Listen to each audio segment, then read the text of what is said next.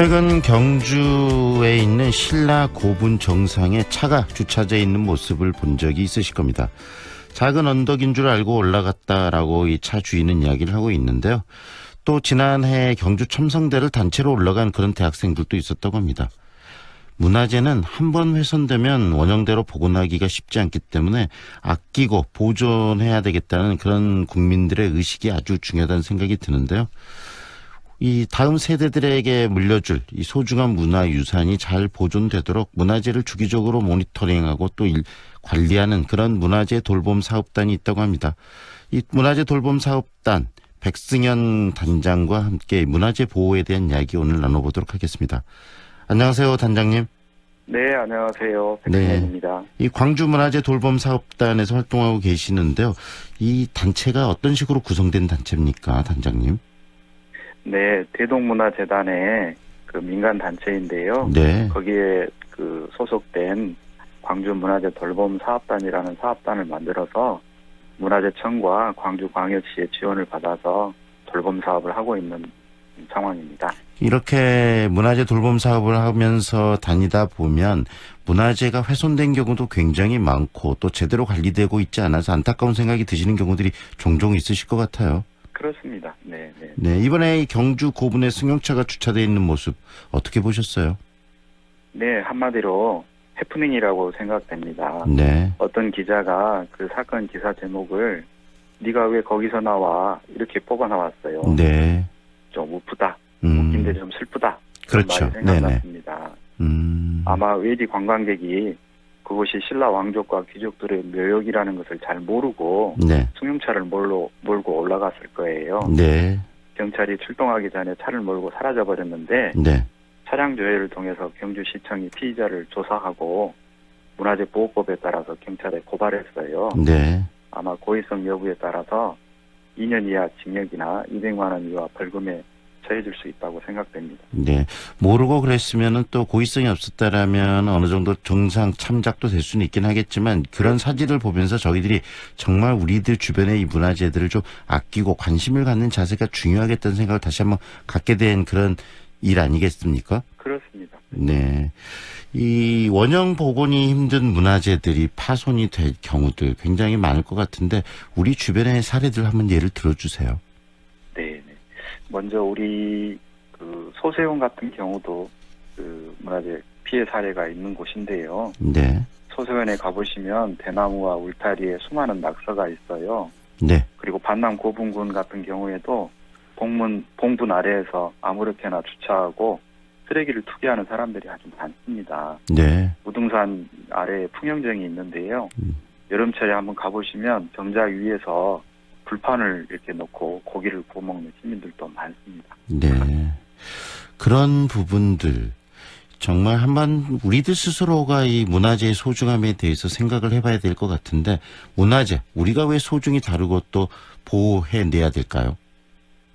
문화재의 희소성 때문입니다. 네. 문화재는 한번 훼손되면은 영영 우리가 볼 수 없어요.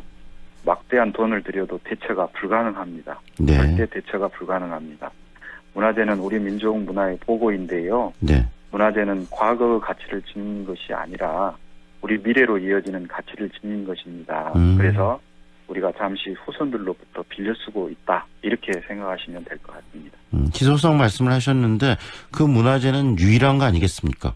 그렇습니다. 네. 다시 뭐 복원이나 여러 가지 것들을 할 수는 있다고 하지만 그것이 완전하게 그대로의 모습으로 만들어 유지되는 건 아니기 때문에 현재 모습을 그대로 지켜내는 게 중요하다는 말씀으로 이해가 되네요. 네, 그렇습니다. 그렇다면요, 저희들이 문화재 이렇게 이야기를 하는데 문화재라는 걸 정의를 한번 내려볼까요? 어떤 것을 문화재라고 이야기합니까? 우리 민족 문화를 담보하고 있는 예술적이고 과학적이고 기술적이고 경관적으로 가장 소중한 유일무이한 것을 문화재로 지정해서 관리하고 있습니다. 네, 특히 무형 문화재도 있고 유형 문화재도 있는데 무형 문화재는 나름대로 뭐 전승 그리고 또 교육 이런 것들을 통해서 유지가 되는데 유형 문화재는 있는 그대로를 끊임없이 우리들이 지켜나가는 것 이게 중요한 거지 않습니까? 원형 보존이 제일 중요하고요. 네. 그다음에 그것들을 훼손되지 않도록 영원히 우리 눈에서 사라지지 않도록 미리미리 예방 관리하고 보존 조치를 해서 영원히 우리 후손에게도 물려줄 수 있는 문화재로 보존하는 것이 가장 중요한 우리 세대의 책임입니다. 네. 그렇다면 이 문화재 돌봄 사업단에서 바로 그 일을 하고 계신다는 이야기인데 구체적으로 그렇습니다. 어떤 식으로 업무를 하고 계시는지 이야기 좀 해주세요. 저희 대동문화재단 광주문화재 돌봄 사업단은 광주 지역에 있는 199개소의 문화재를 예방관리하고 있어요. 네. 여기서 중요한 것은 예방관리라는 단어인데요. 네. 문화재의 훼손을 사전에 예방해서 사후에 막대한 예산이 드는 것을 방지하자. 그리고 문화재 주변 환경을 개선해서 시민들이 문화재에 대해서 소중하게 여길 수 있는 환경을 조성하자. 이것이 이 돌봄 사업의 목표입니다. 네. 돌봄 대상이 되고 있는 문화재가 어떤 것들인지 구체적으로 좀 몇 개 예를 들어 주십시오. 저희 지역에 있는 그 국가 지정 문화재도 있고 지방 지정 문화재도 있는데요. 네. 그런 문화재들 외에 앞으로 지정될 가능성이 높은 가치 있는 비지정 문화재도 관리하고 있는데요. 아까 말씀드린 대로 그 전남 지역에 있는 소세원, 네. 시과정, 그다음에 풍영정 이런 문화재들이 다 우리 그 돌봄사업단의 관리 문화재로 선정되어 있는 상황입니다. 네. 이게 좀 쉬운 일은 아니실 것 같아요. 지금 전문 인력이 부족하다든가 또 뭐 예산의 부족이랄지 이런 부분 어려움은 없으십니까? 왜 없겠습니까?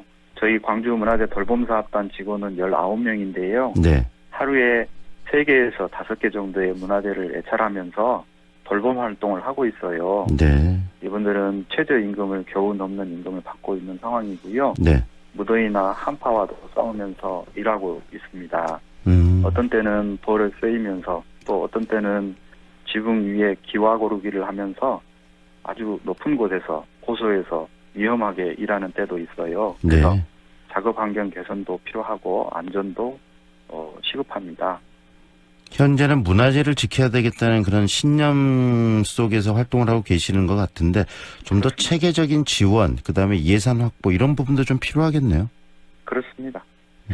저희들은 지금 계약직으로 일을 하면서 2, 3년마다 사업 위탁 과정을 거치고 있는데요. 그래서 일자리의 지속성도 별로 없는 그런 편입니다. 그렇지만은 사명감을 가지고 전문성을 높여서 그 일을 하려고 열심히 노력하고 있는 중입니다. 네, 이제 10년이 됐다는 이야기도 들었습니다. 그동안의 어떤 성과, 나름대로 문화재 돌봄 사업단이 이루었던 어떤 성과에 대해서도 말씀해 주시죠. 어떤 일들이 있었습니까? 네네. 그제 서울 여의도에서 문화재 돌봄 사업 10주년 기념 심포지엄을 개최했어요. 네. 2009년에 이 사업이 출범을 했고요. 2020년 현재 전국 17개 광역 시도에서 23개 문화재 돌봄 사업단이 활동하고 있습니다. 전체적으로 보면 전국에서 730여 명이 전국 8,126개의 문화재를 관리하고 있습니다. 네. 저희 광주도 2009년에 참여해서 지금 문화재 돌봄 업무를 해오고 있고요. 네. 제일 큰 성과로 이제 이야기될 수 있는 부분들은 2016년에 경주 지진이 났었고 또 2017년에 포항 지진이 났었습니다. 네.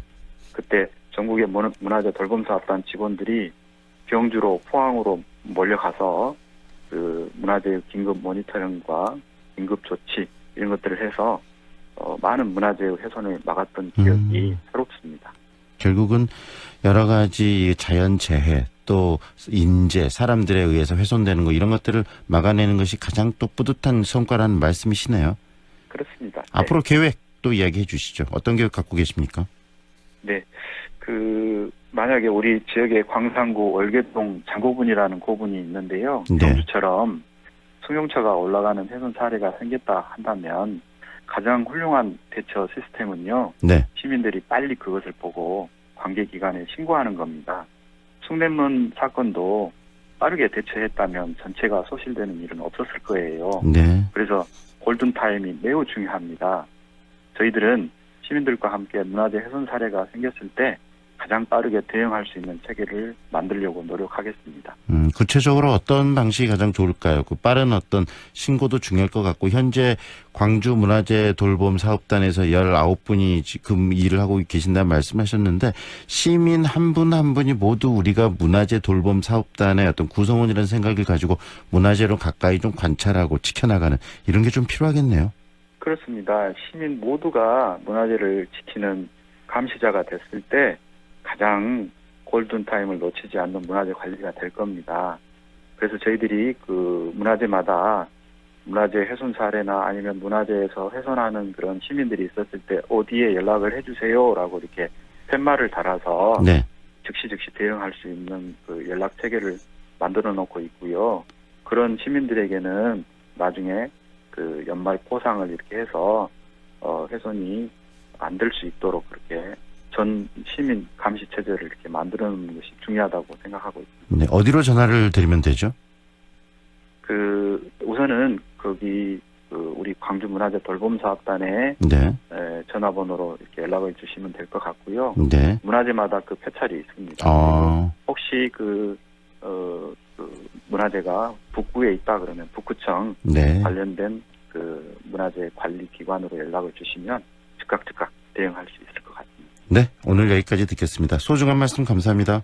감사합니다. 지금까지 광주문화재 돌봄 사업단 백승현 단장과